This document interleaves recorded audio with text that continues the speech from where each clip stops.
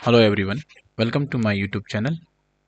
आज हम डिस्कस करने वाले हैं एनटीपीसी की तरफ से एक नई रिक्रूटमेंट निकली हुई है जो कि सभी इंजीनियर्स के लिए है बेसिकली, जिसमें से सिविल, मैकेनिकल और इलेक्ट्रिकल सभी स्ट्रीम के इंजीनियरों के लिए वैकेंसी निकली है। तो हम इस सब के बारे में डिस्कस करने वाले हैं कि क्या क्या इम्पोर्टेंट डेट्स होने वाली हैं और कितनी कितनी पोस्ट किस किस डिपार्टमेंट में निकली हुई है। तो बेसिकली ये नोटिफिकेशंस हैं जो एनटीपीसी ने रिलीज़ किया हुआ है। किसके लिए? एग्जीक्यूटिव इंजीनियर ट्रेनी के लिए, या इंजीनियर एग्जीक्यूटिव ट्रेनी 2024 के नाम से इन्होंने दिया हुआ है। और ये सारी की सारी जो रिक्रूटमेंट है वो गेट 2024 के बिहाफ पर होने वाली है, जिसमें से जो वैकेंसीज हैं वो 130 गीगावाट के प्लांट के इंस्टॉलेशन के लिए हो रही है।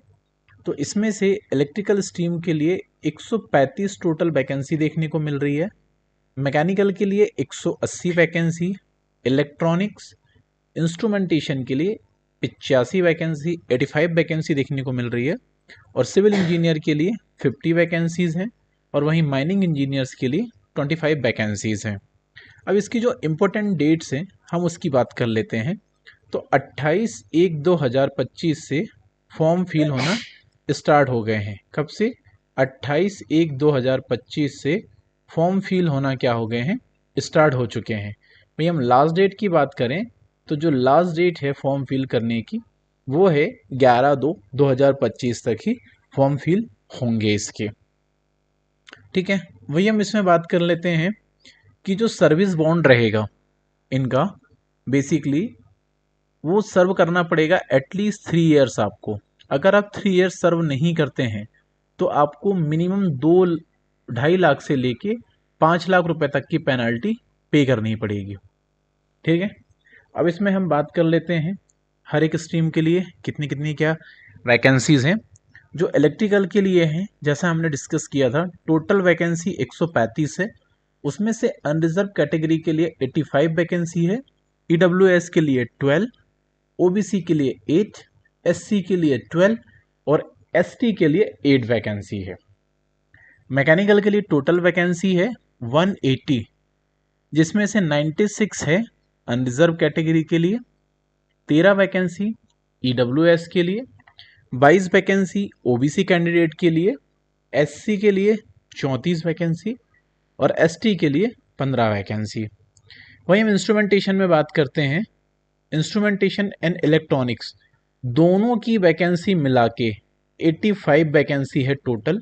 जो अनरिजर्व कैटेगरी के लिए 35 वैकेंसी है, ईडब्ल्यूएस के लिए 8 वैकेंसी, ओबीसी के लिए 27 वैकेंसी, एससी के लिए 15 वैकेंसी दी गई है और एसटी के लिए 0। यहाँ पर कोई भी वैकेंसी एससी के लिए नहीं है इलेक्ट्रॉनिक्स एंड इंस्ट्रूमेंटेशन फील्ड में।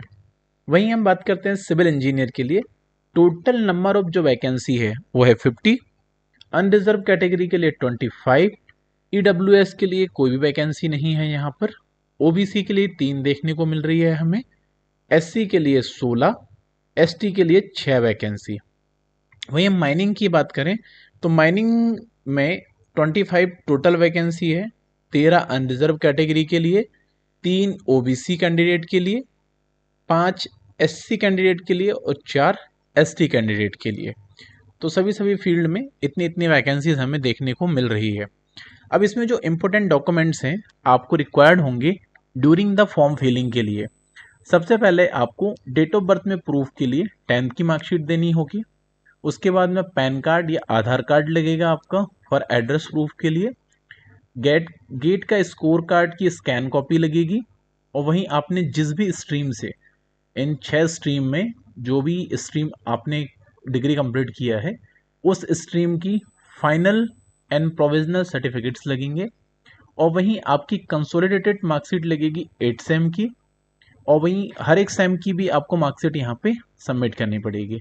उसके बाद में आप अगर किसी कैटेगरी में बिलोंग करते हैं या उसको क्लेम कर रहे हैं तो उसके लिए आपको वैलिड कास्ट सर्टिफिकेट्स यहाँ पर लगाना पड़ेगा। और साथ में एक आपका पासपोर्ट साइज का फोटोग्राफ्स लगेगा जिसका बैकग्राउंड्स वाइट होना चाहिए, क्लियर। और फोटो 3 महीने से ज़्यादा पुरानी नहीं होना चाहिए। ये कुछ छोटी छोटी सी चीज़ें हैं जो आपको फुलफिल करनी पड़ेगी।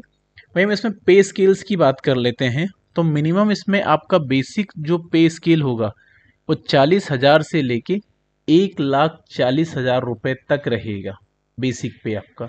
और इसमें आपको E1 ग्रेड की पोजीशन यहाँ मिलने वाली है। अब हम प्लेसमेंट की बात कर लें तो प्लेसमेंट कैसी होगी। जो कैंडिडेट होंगे वो सारे के सारे 1 ईयर ट्रेनिंग रहेगी एट वेरियस प्लेस में, अलग अलग प्लेस जहाँ पर भी होंगे।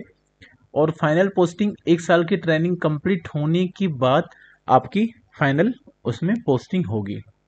वहीं हम एज रिलैक्सेशन की बात कर लेते हैं, तो SC ST और OBC को एज पर है ना गवर्नमेंट ऑफ इंडिया के रूल्स के हिसाब से जो एज रिलैक्सेशन मिलता है वही उसका वो बेनिफिट ले पाएंगे। वहीं हम इसकी बात कर लेते हैं एग्ज़ाम फीस के लिए।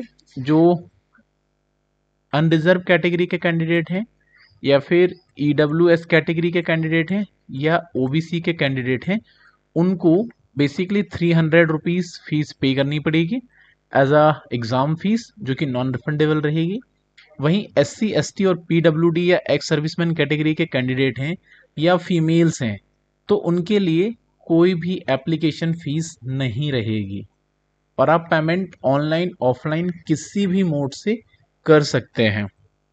ठीक है, बस यही जो कुछ इंपॉर्टेंट इन्फॉर्मेशन है, आप उस चीज़ का बेनिफिट उठा के इस एग्ज़ाम के लिए फॉर्म फिल कर सकते हैं। बाकी आपको इसी तरीके की जॉब से रिलेटेड अपडेट के लिए आप हमारे चैनल को सब्सक्राइब कर सकते हैं और इस वीडियो को लाइक कर सकते हैं और अपने फीडबैक्स वगैरह हमें कमेंट सेक्शन में आप शेयर कर सकते हैं। Thank you so much.